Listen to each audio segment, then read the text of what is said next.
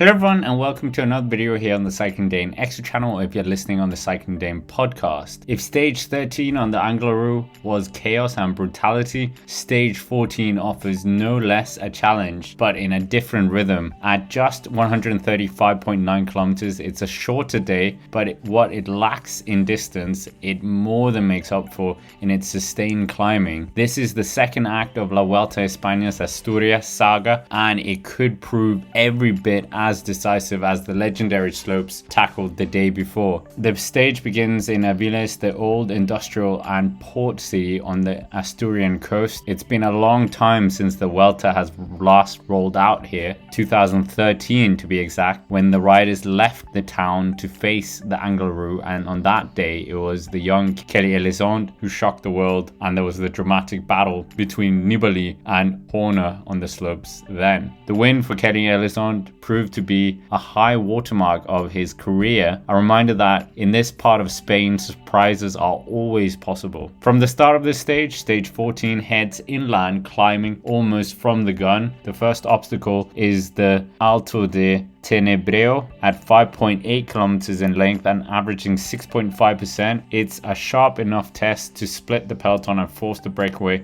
to fight hard for its freedom. In a short mountain stage like this, those who make it into the move could very well be racing for the win. So the opening kilometers promise to be fast and frantic. Next comes one of the Asturias' toughest climbs, the Puerto de San Lorenzo at 10.1 kilometers in length, averaging 8.5%. It's a serious climb, comparable to some of the most hardest climbs in the Pyrenees, and the road winds upwards through the dense forests, with its steepest ramps appearing early on in the climb. For the GC contenders, the San Lorenzo is the kind of climb that can be used to isolate rivals, to soften the legs before the decisive finale. For those who have already spent themselves on the Angliru the day before, it's simply a matter of surviving, hoping that the body still responds. A long and technical descent brings the riders into the valley, where the final act awaits. The Alto de la Farrapona, nestled deep in the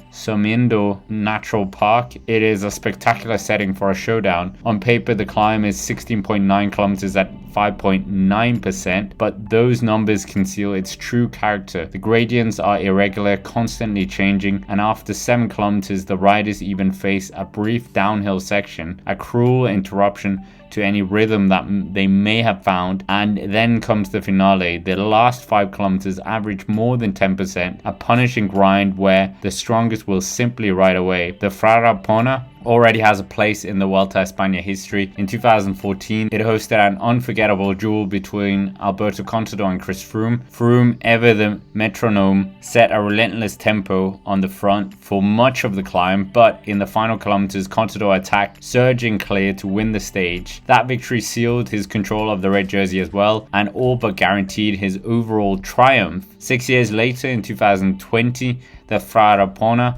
produced a very different kind of finish, a battle between the breakaway specialists. On that day, David Gaudu overpowered Marc Soler in a 2-up sprint, etching his name into the summit's short but prestigious roll of honor. This time, the stakes are higher. Coming directly after the Angliru, the Farrapona has the potential to reshuffle their general classification once more. Riders who empty themselves of stage 13 may find their reserves gone completely by this stage, while the others could seize the chance to strike a decisive blow with 10, 6 and 4 seconds available at the finish, and another intermediate sprint offering smaller bonuses, and every second counts, as we know, and we might even see Mads Pedersen trying to get those intermediate sprint points as well. What makes this stage so dangerous is that it's not just the climbs themselves, but the accumulation of fatigue. We're already 14 stages in, 2 summit finishes back to back in Asturias, each in their own way brutal, will expose any weaknesses riders have. The Angliru may break riders in a dramatic fashion, but the Farrapona has a more subtle cruelty, a long drawn out battle where the strongest riders gradually rise to the top, and where the overall shape of the Vuelta could be decided. The Somiendo Mountains, with their raw beauty and unforgiving roads, provide the perfect theatre for such a contest. test. By the time the race reaches the summit of the Alto de Farrapona, the Vuelta has completed its most brutal double stage sequence. Those who emerge strongest from the Asturias stages will not only be the favorites to win the red jersey, but also the favorites to be in the top 5, the podium, and they will have one of the hardest back-to-back tests in modern Grand Tour racing, that's for sure. But before we get to the predictions, we might as well hear what Patrick has to say about this stage. Then stage 14, we go from Avila to Alto de la Farrapona. This is got about 4,000 meters of climbing. It's 136 kilometers long, so it's not overly long, but we've got 2 big climbs at the end. The Puerto de San Lorenzo, which is 9.4 k's at 8.8%, and then up to the finish line is 7 k's at 8.4%, but it kind of